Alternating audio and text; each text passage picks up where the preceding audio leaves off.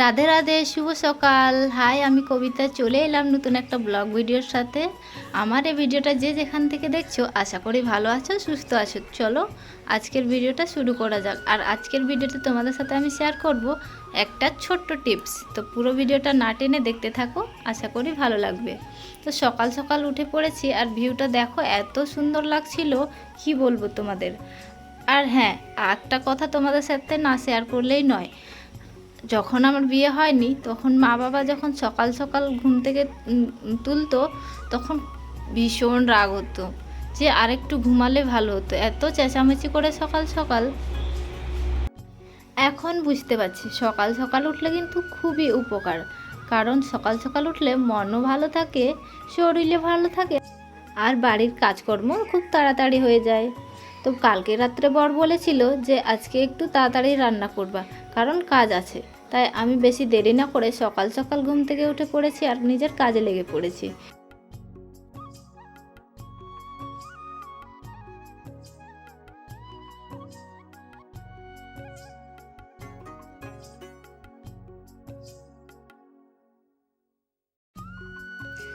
যেহেতু রান্নাঘরটা রাতেই পরিষ্কার করা ছিল, তাই এখন আর বেশি দেরি হলো না। এখন শুধু থালা বাসনও মাজা ছিল, তাই এখন ভাতটা বসিয়ে দিলাম।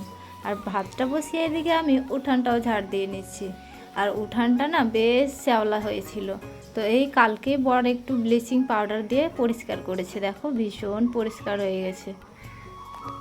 আর যেহেতু এখন বর্ষাকাল আর বৃষ্টি পড়ে পড়ে না ভীষণ শ্যাওলা হয়ে গেছিলো উঠানটা। আর মেয়ে ছানা আমার হাঁটাহাঁটি করে যদি পড়ে যায়। আর এটা দেখাচ্ছিলাম তোমাদের আমার পছন্দের একটা জিনিস, এটা আমি বানিয়েছি।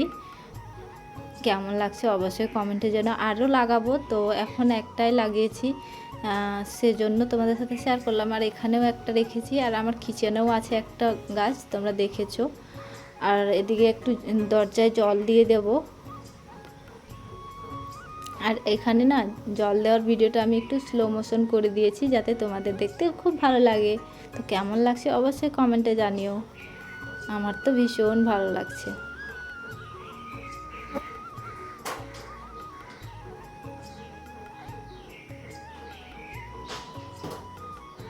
তো চলো, আমার জল দেওয়া কমপ্লিট। এখন আমি করে নেব ব্রাশ। তো প্রথমে আমি ব্রাশ করে নিচ্ছি।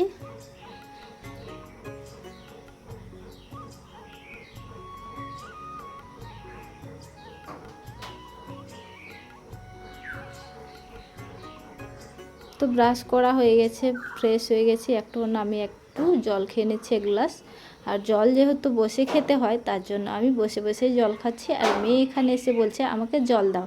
ওকে একটু জল দিয়েছিলাম হাত ধোয়ার জন্য, ও জলটা ফেলে দিয়েছে, আবার এসছে জল নিতে। তো ভাত বসিয়ে দিয়েছি যেহেতু, এখন চালটা দিয়ে দেব।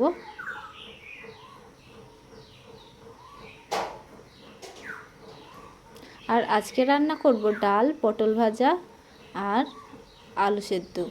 আর ভেন্ডি ভাজাও করতে চেয়েছিলাম, তো বর পরে বলছে যে না থাক, এটা দিয়ে হয়ে যাবে, তার জন্য আর ভেন্ডিটা ভাজা করলাম না। বের তো করব, কিন্তু এদিকে ডালটাও বসিয়ে দিয়েছি, ভাত আর ডাল একসাথে হয়ে যাবে। তারপর আমি পটলটা ভাজা করব। এই যে পটল এখন এই খোসাগুলো ছুলে নেব।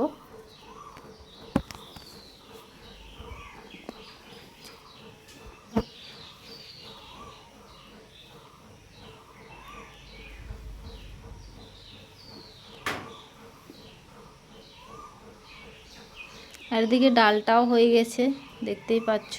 যেহেতু মুসুর ডাল আজকে রান্না করছি, বেশি সিটি দিতে লাগে না, 3-4টা সিটি দিলে হয়ে যায়।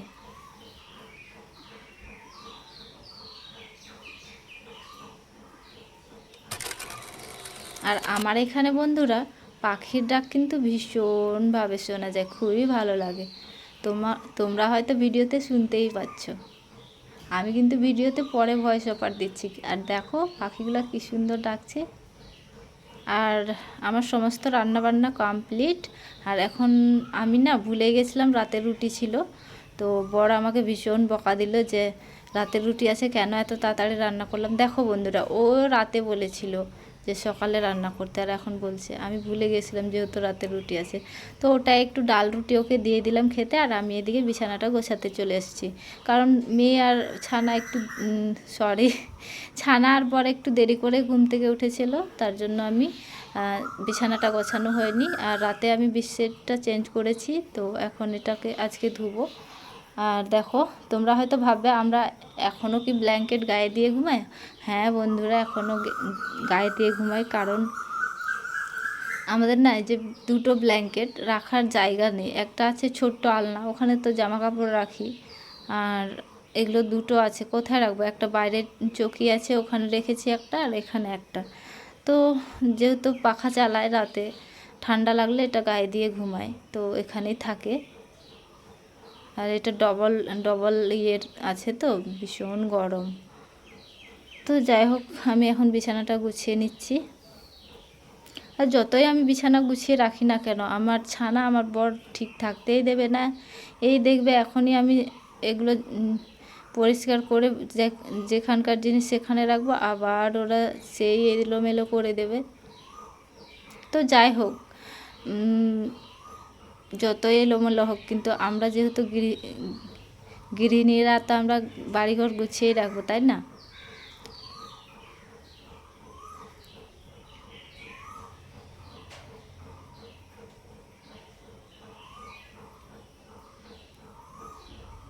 তো আমার বিছানা গোছানো ফাইনালি কমপ্লিট। কেমন লাগছে কমেন্টে জানিয়ে। তো বেশি বকবক না করে ট্রিক্সটা দেখি। তো দেখো, আমি এই যে ট্রিক্সটা যেটা বলছিলাম সেটাই। তো আমি এখানে অনেকগুলো উপকরণ নিয়ে নিয়েছি, দেখতেই পাচ্ছ তোমরা। তো এখানে কি কি নিয়েছি চলো আমি তোমাদেরকে বলে দিই। তো এখানে নিয়েছি একটা নারিকেল তেল, পেঁয়াজ কুচি, আর এখানে নিয়েছি জবা ফুলের পাতা, কারি পাতা, অ্যালোভেরা, নিম পাতা, 3টের মতো লং, আর কালো জিরে, মেথি নিয়েছি। তো এগুলোই লাগবে তেলটা বানাতে তোমাদের। আর এই তেলটা খুবই ভালো, উপকারী, আমি ব্যবহার করছি, আমি তার জন্য তোমাদের সাথে শেয়ার করছি। আমি এটা বাড়িতেই বানিয়েছি, আমি মেয়ে দুজনেই ইউজ করছি। তো দেখতে পাচ্ছ এই তেলটা কিন্তু খুব কম আছে বানাতে হবে, নাহলে কিন্তু এর গুণাগুণ একটাও পাবে না। তো আমি চা করার প্যানটা বসিয়ে দিয়েছি, ওটাতেই আমি তেলটা বানাবো। তো প্রথমে তেলটা দিয়ে দিচ্ছি, একটু করে বেরাচ্ছে, তাড়াতাড়ি বেরাচ্ছে না। তো চলো পুরোটা দিয়ে আমি দেখাই।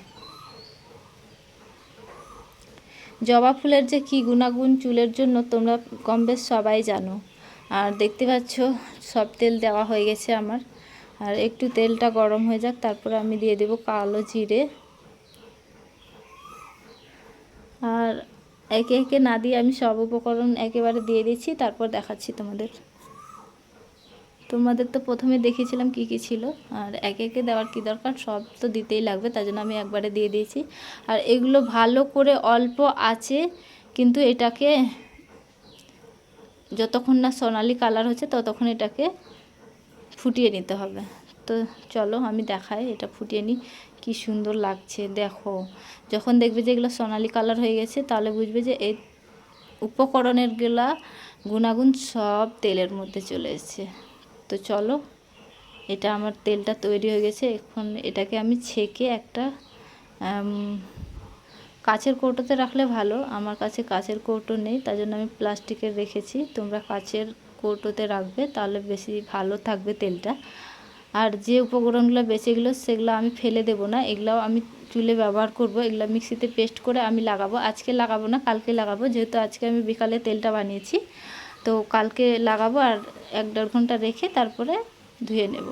তো চলো, আজকের টিপসটা তোমাদের কেমন লাগলো অবশ্যই কমেন্টে জানিও। ভালো লাগলে like, comment, share and subscribe করে পাশে থেকো। তো দেখা হচ্ছে নেক্সট কোনো ভিডিওতে। আজকের ভিডিওটা এই পর্যন্তই রাখলাম।